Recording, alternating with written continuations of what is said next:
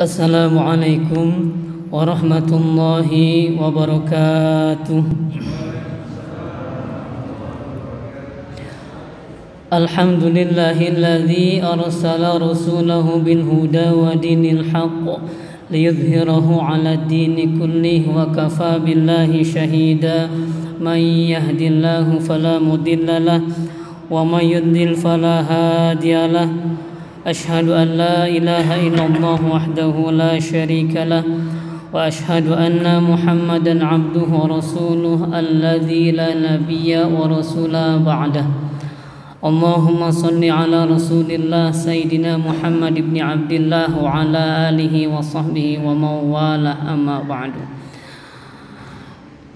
Kaum muslimin muslimat jumratul mu'minin rahimakumullah, Bapak Ibu yang insya Allah dalam berkah dan kemuliaan Allah subhanahu wa ta'ala, para tokoh masyarakat, para jajaran pengurus DKM, para asatidz dan ulama yang mudah-mudahan dalam berkah dan kemuliaan Allah subhanahu wa ta'ala. Terlebih dahulu mari kita memanjatkan puji dan syukur kehadirat Allah subhanahu wa ta'ala atas segala limpahan nikmat dan rahmatnya, curahan anugerah dan kasih sayangnya yang terus terlimpah kepada kita sampai dengan malam ini. Kita berharap mudah-mudahan ibadah yang sudah kita laksanakan, ketaatan yang sudah kita tunaikan, kiranya mendapatkan penerimaan Allah subhanahu wa ta'ala, dan segala kekurangannya moga-moga Allah maafkan kita. Seraya tetap berharap mudah-mudahan hari demi hari ke depan Allah terus tambahkan nikmat kepada kita, terutama nikmat iman dan Islam, dan moga-moga Allah tidak wafatkan kita kecuali dalam keadaan husnul khotimah. Amin ya Allah ya rabbal alamin. Para jamaah kaum muslimin muslimat rahimakumullah, ada dua perkara besar yang dua anugerah ini hanya Allah berikan kepada Rasulullah dan kepada umatnya. Dua perkara ini tidak Allah limpahkan, tidak Allah sampaikan kepada Rasul terdahulu, kepada Nabi terdahulu, dan umat-umat yang telah lampau. Apa itu? Yang pertama adalah anugerah Ramadan, nikmat Ramadan, dan yang kedua anugerah nikmat Al-Quran. Maka barang siapa yang istiqomah memanfaatkan, mensyukuri dengan kedua nikmat tersebut, maka dia pasti mendapatkan kemuliaan dari Allah subhanahu wa ta'ala. Namun sebaliknya, barang siapa yang dia tidak memanfaatkannya, tidak mensyukurinya, membelakanginya, meninggalkannya, maka jangan harap ada kemuliaan dan kebahagiaan di sisi Allah subhanahu wa ta'ala. Mari kemudian kita arahkan kepada tema yang akan disampaikan malam ini dalam waktu yang tentunya terbatas. Dugi tebu seberapa di dia upami taraweh sareng kultumna biasana narusila biasanya sampai jam berapa?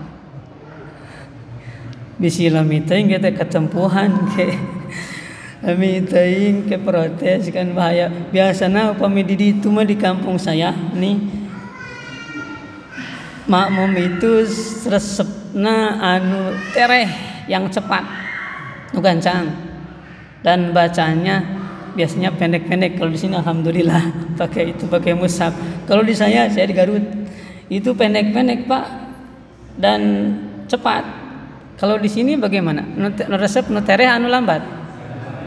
Sedang-sedang saja. Iya, ge bisa ketempuhan abdi. Mata kebiasaana beresna jam sabaraha di dia, Pak? 9:30. Ah, serius. Ini 9:30. Ge Persib mau kebagian Persib berangke. Ya, 7:30 bilihnya telat gitunya maksud abdi teh da. Kadang-kadang kadang-kadang fakta ada simperingnya imamannya di beberapa tempat resep nanti nu pesan nanti hiji nu ponok, nu kedua anu gancang. Mantap, saya suka bertanya, oke, nggak apa-apa yang pendek. Kalau ditanya suka yang panjang, suka yang pendek, biasanya suka surat-surat yang pendek. Kemudian saya tanya balik, suka surat yang pendek atau bacaan yang pendek? Jamaah bingung. Bacaan pendek, surat pendek. Coba kalau saya tanya di sini biasanya kalau imam suka bacaan pendek atau surat yang pendek? Duh kacana lieur. Mending kena surat ponok, mending kena surat pendek. Ya. Mending kene bacaan pendek daripada surat. Contoh begini, mending bacaan pendek. Misalkan Bismillahirrahmanirrahim. Hamim wal kitabil mubin. Inna anzalnahu fi lailatin mubarakah. Inna kunna munzirin. Surat launching eta teh. Senalir panjang ponok kita bacaan anak. Bacaan nama ponok 3 ayat. Suratna panjang ponok. Panjang. Tah mata mending surat ponok mending bacaan ponok biasa nama pesen nanti surat ponok mending kene bacaan ponok. Aya imam bacaan nanti Pak di ditu di Garut imam. Ghairil maghdubi alaihim waladdallin. Amin. Bismillahirrahmanirrahim. Yasin. Mamum di tukang gebeg. Yasin. Panjang pan Yasin tanya. Malu karena bakal panjang bacaan nanti. Wal Qur'anil Hakim. Innaka laminal mursalin ala siratim mustaqim. Allahu Akbar. Ponok bacanya, suratnya panjang. Kalau di sini alhamdulillah pakai mushaf, jadi imam tinggal mengimprov irama. Ramadan itu satu anugerah yang luar biasa dari Allah Subhanahu wa taala yang hanya diberikan kepada Rasulullah Muhammad sallallahu alaihi wasallam dan umatnya. Maka barang siapa yang memanfaatkan Ramadan dengan peningkatan iman, peningkatan ibadah, dia pasti akan mendapatkan keberkahannya. Namun barang siapa yang melewati Ramadan tapi dia tidak meningkat ibadahnya, tidak meningkat ketaatannya, imannya malah bermasalah sampai kemudian melewati Ramadan tidak mendapatkan keberkahan dan ampunan Allah Subhanahu wa taala, maka dia celaka. Ada orang yang melewati Ramadan tapi celaka. Adalah siapa? Orang-orang ketika Ramadan sudah lewat dia belum mendapatkan ampunan Allah Subhanahu wa taala. Kapan lagi mendapatkan ampunan yang begitu luar biasa? Maka pada Ramadan tahun ini kita berharap kepada Allah Subhanahu wa taala, mudah-mudahan Allah berikan kita kekuatan lahir dan batin, kekuatan iman. Moga-moga kita mampu memanfaatkan Ramadan dengan amal yang istimewa, mensyukuri Ramadan dengan syukur yang sebenar-benarnya. Berkah Ramadan itu berkahnya tidak hanya sebahagian malam, tapi berkah Ramadan sepanjang malam. Berbeda dengan berkah di malam-malam di luar Ramadan, berkahnya di sepertiga akhir saja. Tapi di malam-malam Ramadan berkahnya sepanjang malam. Mulai masuk malam, awal malam, tengah malam sampai habis malam, hatta matla'il fajr. Hatta matla'il fajr. Sing surat mana Pak itu Pak? Surat mana itu? Alfa Al-Qadar.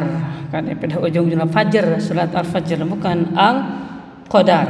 Sampai fajar keberkahannya. Maka barang siapa memanfaatkan ibadah dengan di awal malam, di tengah malam, di akhir malam, apalagi banyak memanfaatkan malam-malamnya dengan qiyamul lail, dengan ibadah kepada Allah, Allah ghufira lahu ma taqaddama min dzambi, Allah ampuni dosa-dosa yang telah lampau.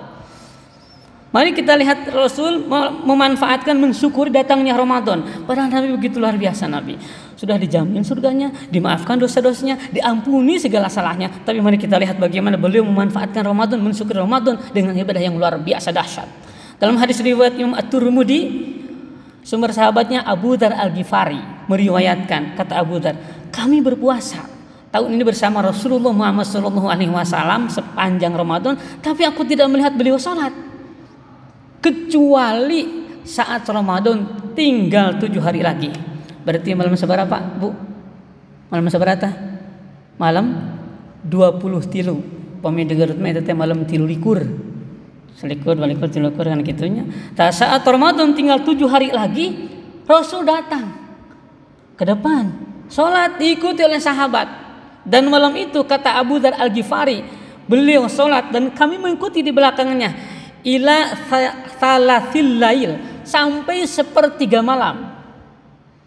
Jadi salatnya Nabi bersama sahabat malam itu, malam pertamanya sampai sepertiga malam. Kalau malam pun kita bagi durasinya 8 atau 9 jam, maka sepertiga malamnya berarti kira-kira 2,5 atau 3 jam salatnya Nabi.